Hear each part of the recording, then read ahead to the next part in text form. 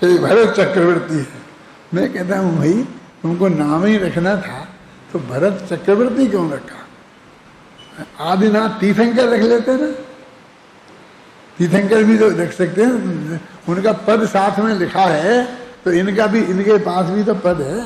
तुम्हारा नाम महावीर है तो महावीर तीर्थंकर क्यों नहीं रखते? तो महावीर प्रसाद, महावीर कुमार, महावीर लाल, महावीर नाम कितने कितने लगाते हो, लेकिन तीर्थंकर क्यों नहीं लगाते? तो भरत के साथ चक्रवर्ती क्यों लगाते? भाई चक्रवर्ती की बात ही जुदी है। क्यों? उसके प्रति, चक्रवर्तित्व के प्रति जो हमारे चित्त में महिमा जमी है, ख्याल में है ना, वो कम होनी चाहिए, वो कम नहीं निकलनी चाहिए, समझे ना। चक्रवर्तित्व कोई हमारा गौरव नहीं है। अच्छा, अपन क्या पढ़ रहे थे? मैं मोक्षाधिकारी है ना, मैं यह मोक्षाधिकारी, यानी कौन है बात कर रहा है?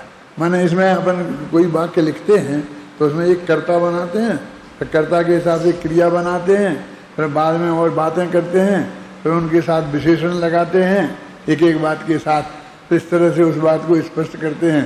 तब तो कोई बात 4 लाइन की बनती है, नहीं तो एक ही लाइन में खत्म हो जाए। इसे आता है ना कि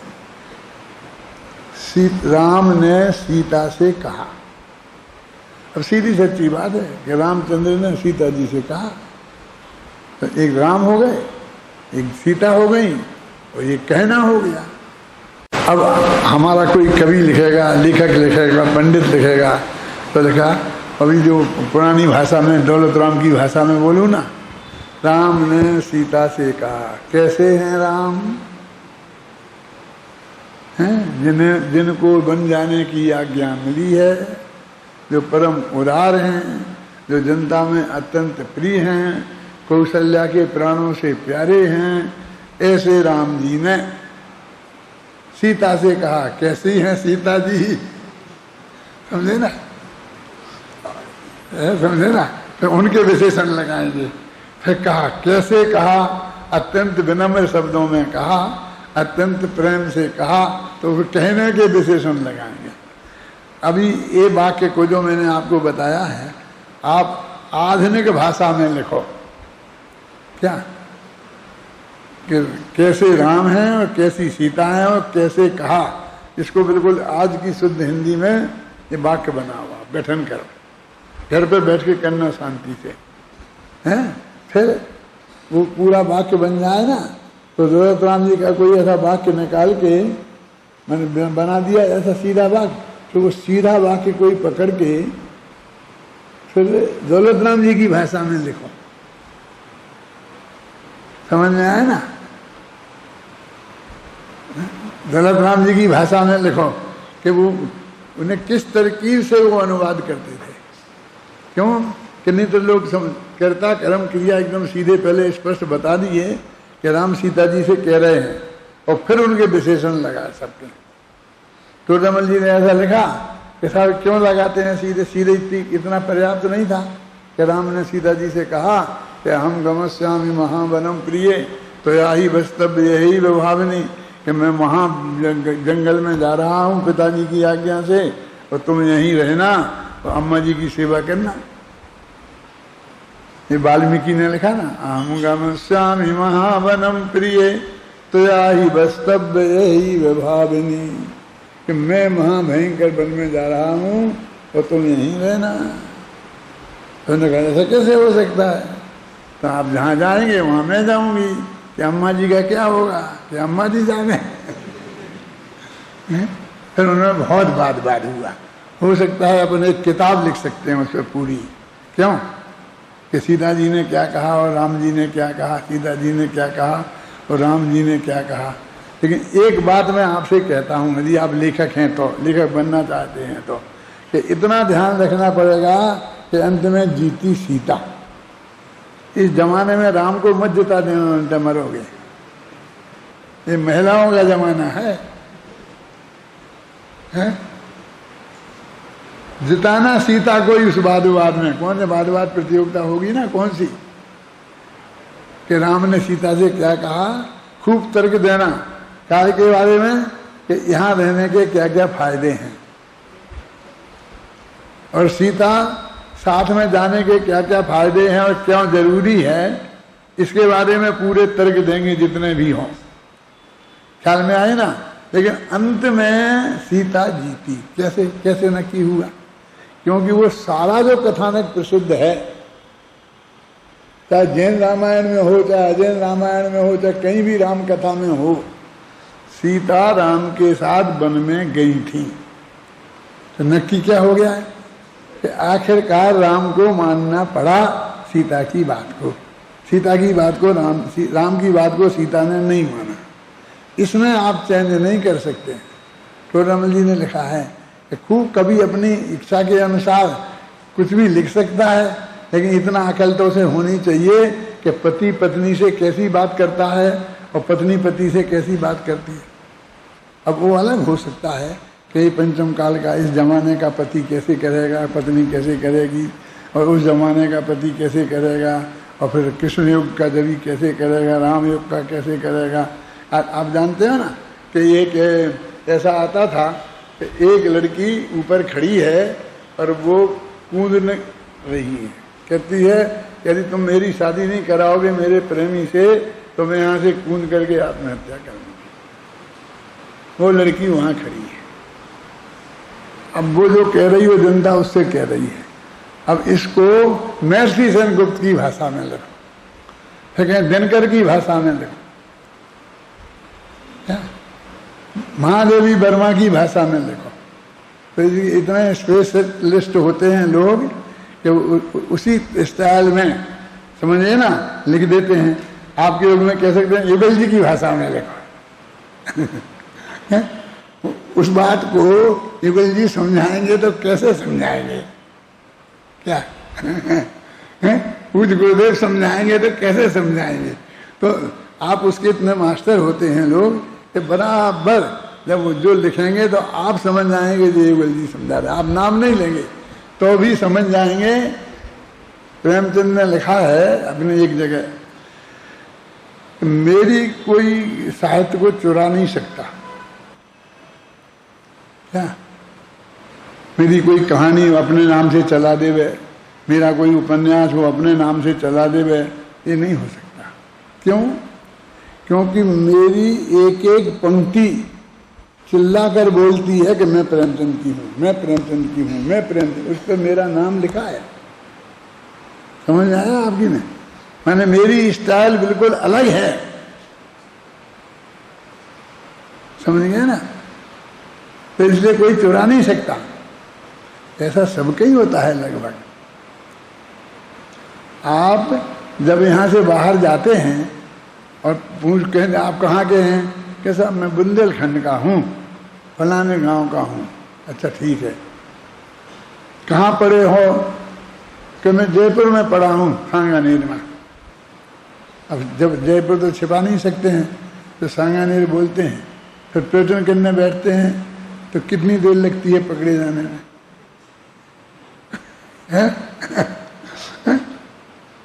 पकड़े जाते हैं ना। इसका क्या मतलब है? माने अपने स्मारक की समझ लो, मेरी समझ लो, जो भी एक भाषा है, एक स्टाइल है, एक शैली है, एक तत्व है जो सारा देश जानता है। यानी वो तो जानते ही जो मुमुक्षु हैं, जो गैर मुमुक्षु हैं वो भी जानते हैं। आप छिपाने की कोशिश कर रहे हैं अपनी पहचान। क्यों हैं? और वो कहता नहीं नहीं साहब ये बात नहीं है, बात ये आप सच्ची बोलो, आप टोडरमल स्मारक के नहीं हो, आप टोडरमल स्मारक में पढ़े नहीं हो। बोलता है कि नहीं बोलता है? तो इससे सिद्ध होता है कि नहीं होता है? अपनी एक छाप सारे देश में, जिसने भी टोडरमल स्मारक भवन का नाम सुना है वो इसके बारे में सब बातों को जानता है। ऐसे हमको कुंद कुंद को जानना चाहिए, ऐसे हमको अमरचंद को जानना चाहिए, ऐसे हमको जयसेन को जानना चाहिए कि वो इस मामले में वो क्या कहेंगे, वो कैसे कहेंगे, क्या कहेंगे। समझ में है ना? वो उनकी एक विचित्र जो स्टाइल है वे उसमें ही कहेंगे। देखो मैं है मोक्षाधिकारी ज्ञायक स्वभावी आत्म तत्व के परिज्ञान पूर्वक। ये तो खुद की बात थी कि मैं मोक्षाधिकारी। अब मैं कोई बात करता हूँ, कोई काम करता हूँ, तो क्या करता हूँ? ज्ञायक स्वभावी जो अपना आत्म तत्व है उसे जानकर परिज्ञान पूर्वक मैं ये मोक्षाधिकारी ऐसा महात्मा ज्ञायक स्वभाव का स्वरूप को जानकर पूर्वक ममत्व के त्याग रूप और निर्ममत्व के ग्रहण रूप विधि के द्वारा सर्व आरंभ से शुद्धात्मा में प्रवृत्त होता हूँ। मैं मोक्षाधिकारी, मैं शुद्धात्मा में प्रवृत्त होता हूँ। इतनी सी बात है। राम ने सीता से कहा। बात कितनी सी थी कि मैं शुद्धात्मा में प्रवृत्त होता हूँ।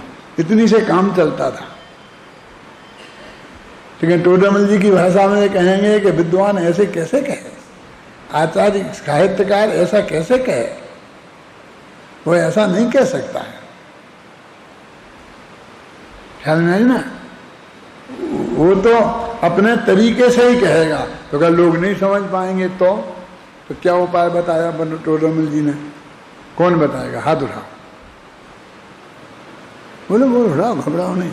टोडरमल जी ने उपाय बताया कि वो विद्वान तो ऐसी मैं मोक्षाधिकारी और इसके परिज्ञान पूर्वक और निर्ममत्व में स्थापित होकर और ममत्व को त्याग कर, ये जो बात है इसका अर्थ नहीं समझे तो फिर क्या करे? तो उनके लिए पंडित जी को ध्यान रखना चाहिए।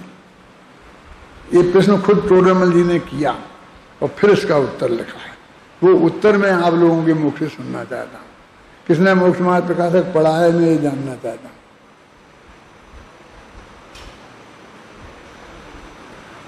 नहीं उठ रहा कोई हाथ? देखो अभी तुमको आ जाएगा, याद आ जाएगा कि हाँ बिल्कुल ये लिखा है कि विद्वान लोग तो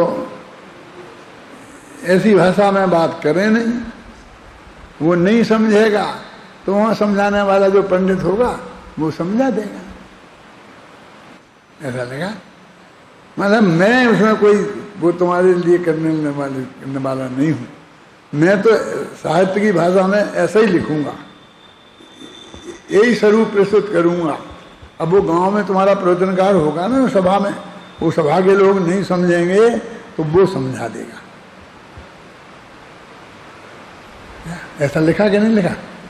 अब बताओ, एक आध आदमी हाथ उठा के ईमानदारी से कि हाँ ये बात मेरे को पता थी। नहीं कोई उठाएगा तो मुझे सोचना पड़ेगा कि मुख्य मार्ग प्रकाशक में ये बात है कि दूसरी जगह कहीं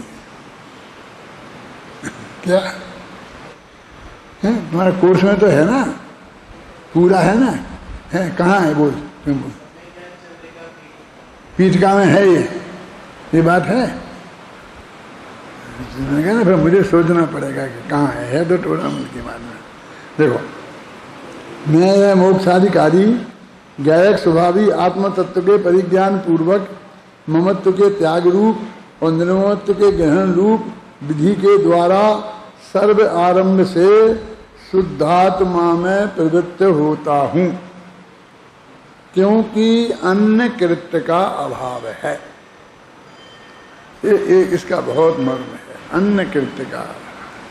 अब और कुछ काम नहीं है, ऐसा क्यों कर रहे हो? क्या मुझे और कुछ काम नहीं है?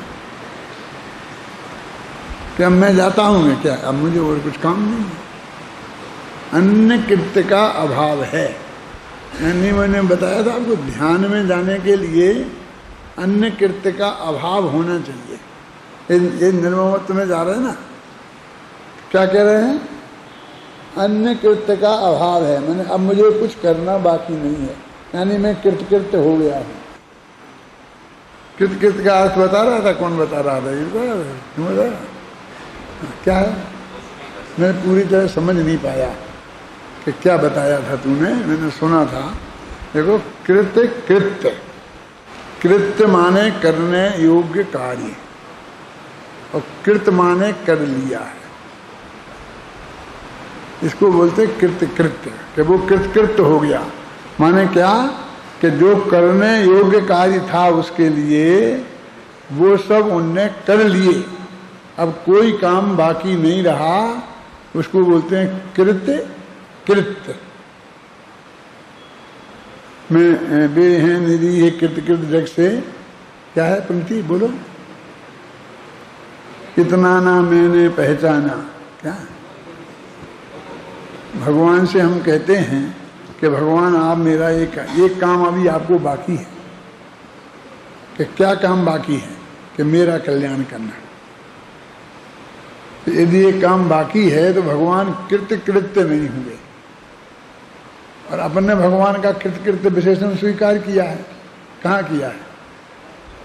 अठ गुणा किद किच्चा लो यज्ञन वासिन हो सिद्धा है ना गाथा कि 8 गुण से सहित हैं और कृत्य कृत्य हैं। तुमको इसका अर्थ तो जानना ही चाहिए। मैंने तुम्हारी उम्र में ही ये पूजा लिखी थी तो मैं उसका अर्थ जानता होऊंगा ना, तब तो उसमें डाला था ये सब हैं।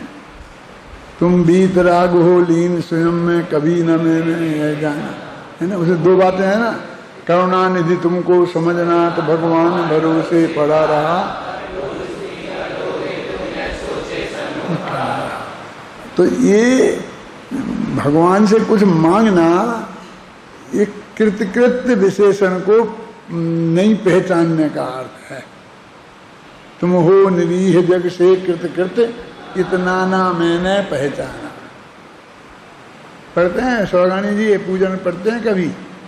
उन्हें ध्यान में आती है ये बात? कभी कभी मुझे विकल्प आता है कि एक दफे जी प्रवचन बंद करके आगे पूजनों का अर्थ बता दूं सबको।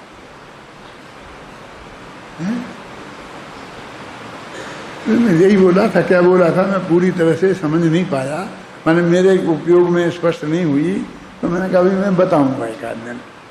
क्या चलो कहाँ थे अपन? निर्ममत्व में क्या अन्य कृत्य का अभाव है। अब मुझे कोई काम नहीं दिखता है, मैं अपने में जाता हूँ। कैसा भी ऐसा काम हुआ कि जब कोई काम नहीं हो तो अपने चले जाओ, घर में कोई काम नहीं है तो मंदिर में चले जाओ, क्यों? कोई काम नहीं है तो प्रवचन में चले जाओ। तो ऐसा उल्टा लगता ना? नहीं, 1000 काम छोड़ के प्रवचन में जाना चाहिए। छोड़ हजारों काम, लिखा ना देशना लब्धि में, लिखा विशुद्धि लब्धि में कि हजारों काम छोड़ के जाना चाहिए। वो अपने नया विनय पाठ लिखा है ना, उसमें ये पंक्ति है कि छोड़ हजारों काम, वो देशना लब्धि के संदर्भ में है। तो क्या करना चाहिए? हजारों काम छोड़ के जाना चाहिए कि कोई काम नहीं रहे तब जाना चाहिए? अम्बेडकर लिखते हैं अन्य कृत्य का अभाव। अब हजारों काम छोड़ के जाएगा और कामों की लिस्ट तेरे ध्यान में रहेगी तो कितनी देर ठहरेगा?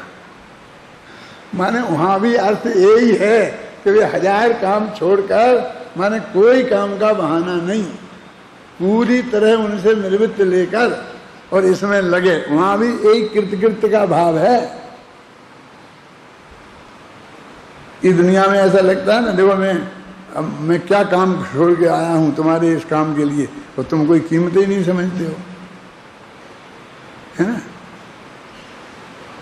तो कहते कृत्य अन्य कृत्य का अभाव है। अब इसलिए मैं यानी ध्यान में जाने के लिए अन्य कृत्य का अभाव होना चाहिए।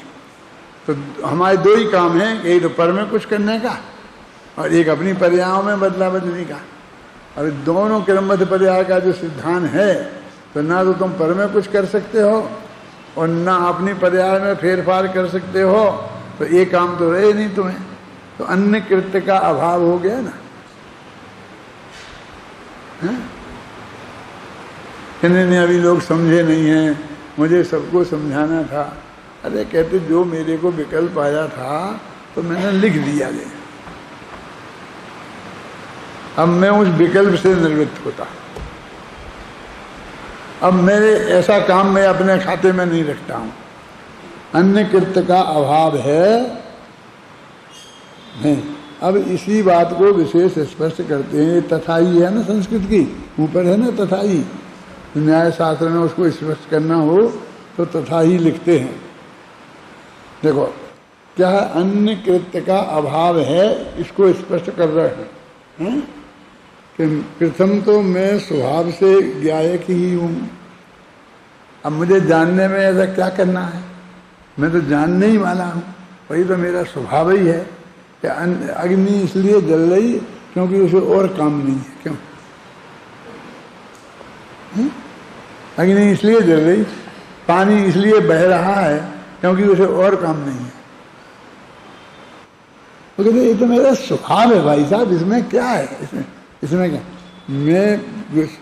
मैं स्वभाव से गायक हूँ, केवल मेरा गायक होने से मेरा विश्व के समस्त पदार्थों के साथ सहज गेय गायक लक्षण संबंध ही है, यही है और कोई दूसरा नहीं है। लेकिन ये है, ये संस्कृत में लिखा, पढ़ो संस्कृत में क्या लिखा, अयम ही, यही है ना, तावत गायक स्वभावे न केवल गायक से सतो मम विश्वेनापि सहज गे गायक लक्षण एव संबंधा, एव लगा है, ये माने ही होता है। और सारे विश्व के साथ गे गायक संबंध बता रहे हैं ना जी, ये निश्चय से है कि व्यवहार से है ना। न पुनः अन्य, और अन्य कोई संबंध नहीं है।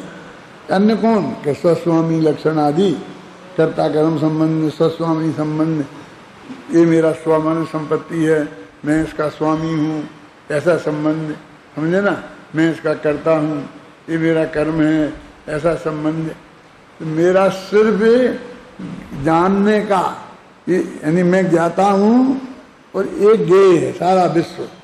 सारे विश्व को तो हम ज्ञाता नहीं कह सकते हैं, तो कहते हैं मैं ज्ञाता और सारा विश्व ज्ञेय, मेरा आत्मा भी ज्ञेय। तो ये इनके साथ मेरा एक संबंध है और कोई संबंध नहीं है। वह नास्ति सर्वोपि संबंधो पर द्रव्यात्म तत्व, लेकिन एक ज्ञाता ज्ञेय संबंध को यहाँ बाकी रखा है ना। किंतु स्वस्वामी लक्षणादि संबंध नहीं है, इसलिए मेरा किसी के प्रति ममत्व नहीं है, मैं तो सर्वत्र निर्ममत्व ही हूँ। ज्ञेय गायक संबंध जिसके साथ होता है उसके साथ ममत्व नहीं होता। और यदि और पदार्थों के साथ यदि हमारा संबंध हो इसके अलावा कोई संबंध, तो फिर हमारे ममत्व हो जाएगा, है ना। एक ये मनुष्य है, कौन है, ये मेरे मामा हैं, फूफा हैं, कौन है बताओ ना, कौन है, हैं कि नहीं, मेरे गुरुजी हैं, मेरे विद्यार्थी हैं, यानी कोई ना कोई संबंध अपन निकालते हैं ना, तो फिर ममत्व होता है। ममत्व के दो अर्थ होते हैं, एक एकत्व बुद्धि माने सिद्धा संबंधी दोष, और एक ममत्व माने केवल चारित्र संबंधी दोष भी होता है। पर में जो एकत्व बुद्धि है ना, अहम बुद्धि जिसे बोलते हैं, युगल जी के प्रवचनों को सुनना तो उसको भी हमेशा ममत्व ही बोलते हैं, एकत्व बोलते ही नहीं। एकत्व भी बोलना है तो ममत्व ही बोलते हैं, कर्तृत्व भी बोलना है तो ममत्व ही बोलते हैं ज्यादातर, क्या समझे ना। तो कहते हैं अब मैं किसी के साथ मेरा ममत्व नहीं है, क्योंकि मेरा एक संबंध है ज्ञेय ज्ञायक, और उससे ममत्व का कोई संबंध नहीं है। यानी मैं ऐसा नहीं हूँ कि मैं मुझको ही जानूँ, मैं सारे लोग को जानूँ, सारे लोग के साथ मेरा जानना, सारा लोग थोड़ी मेरा हो जाएगा। इसलिए मैं निर्ममत्व हूँ, मैं निर्ममत्व हूँ, मैं निर्ममत्व में जाता हूँ, ऐसा जो ने कहा था ना, उसको ये बताया कि मैं तो मोक्षाधिकारी हूँ और मेरा संबंध सारी दुनिया से एक ज्ञेय गायक संबंध है, उसके अलावा कोई संबंध नहीं है, इसलिए मेरा किसी से कोई ममत्व नहीं है, तो मैं सबके प्रति निर्ममत्व हूँ। अभी ये नहीं है कि मैं राग नहीं करता हूँ, मैं तो कोई से राग नहीं करता हूँ, राग नहीं करने की बात नहीं है। मेरे हैं, मैं इनका कर्ता भोक्ता हूँ, इस मेरे हैं ये स्वामित्व बुद्धि, कर्ता भोक्ता हूँ, कर्तृत्व भोक्तृत्व बुद्धि, ये कुछ नहीं होना चाहिए, हैं क्या। जब ये कहते कि नहीं, ये जो है ना मकान आपका, जो पैसा नगद बैंक में जमा है आपके नाम, स्त्री पुत्र आदि, ये सब कोई आपके नहीं। कैसी बात करते हो? मेरे नाम लिखा हुआ है, मैंने रजिस्ट्री की हुई है, मैंने रजिस्ट्री की फीस दी हुई है, मैं 25 गवाह पेश कर सकता हूँ कि ये मेरा है, मैं इसमें 50 साल से रह रहा हूँ। कितना कितना जोर से आता है हम। यदि ये सचमुच ये कहो कि डॉक्टर भारले प्रवचन नहीं कर रहे हैं, वो सचमुच ये कह रहे हैं कि तुम्हारा मकान तुम्हारा नहीं है, फिर देखो क्या होता है। ये तो समझते हैं पंडित का काम है, ऐसे कहते ही रहते हैं, अरे वो तो मेरे ही नाम है, रजिस्ट्री तो मेरे ही पास रखी है, तो कोई कुछ नहीं कर सकता। ऐसा पक्का रख करके यहाँ मजबूती से, समझ गए ना। और फिर सुनते हो तो कोई दिक्कत नहीं होती है। लेकिन सचमुच तुम्हारा वकील तुमसे कहे कि भाई साहब ये मकान तुम्हारा नहीं है, तुम्हें खाली करना पड़ेगा, मानोगे? बोलो भगवान,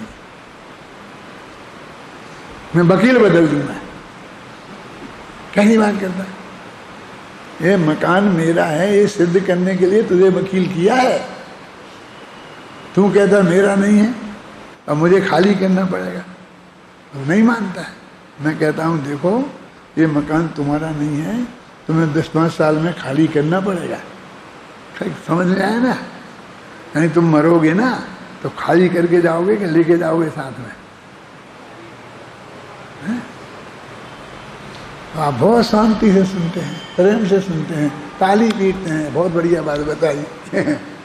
माने उसे अंदर हमको सचमुच मेरा नहीं है ऐसा मान वो नहीं लगता, वो मेरा है यही लगता रहता है। इसको मैंने पहले एक दफे प्रवचनों में ये कहा था, लगना ये हैं तो, लेकिन मुझे ये मेरे जैसे लगते नहीं। कि तेरा बच्चा है ना, तेरी पत्नी के पेट से पैदा हुआ है ना, कि है तो सब म्युनिसिपैलिटी में नाम भी लिखा है। अभी क्या करूं, इसके लक्षण देख के मुझे मेरे बेटे जैसा नहीं लगता। बोलते नहीं लगना, आप समझ में आ गए ना? तो ऐसे ही अपना आत्मा, अपना शरीर अपना लगता है, स्त्री पुत्र अपने लगते हैं, मकान अपना लगता है, और अपना आत्मा अपना नहीं लगता। लगना का अर्थ आप समझ में आया ना? कैसे समझाए वो कहते हैं? तो मैं कहता हूँ मैं तो बिल्कुल निर्ममत हूँ, अब मुझे कुछ नहीं करना है। ये विकल्प आया था, वो विकल्प से जो हुआ हो गया। तो वो तो उन्होंने लिखा कि विचित्र मेरे विकल्प आया और इधर शब्दों ने अक्षर शब्दों के रूप में पलट गए, शब्द छंद के रूप में पलट गए, छंद ग्रंथ के रूप में पलट गया। टोडामल जी ने लिखा ना, बचना देके लिखना देके क्रिया, और इंद्रिय हिया है ना, क्या है? ये है सब पुद गल के खेल,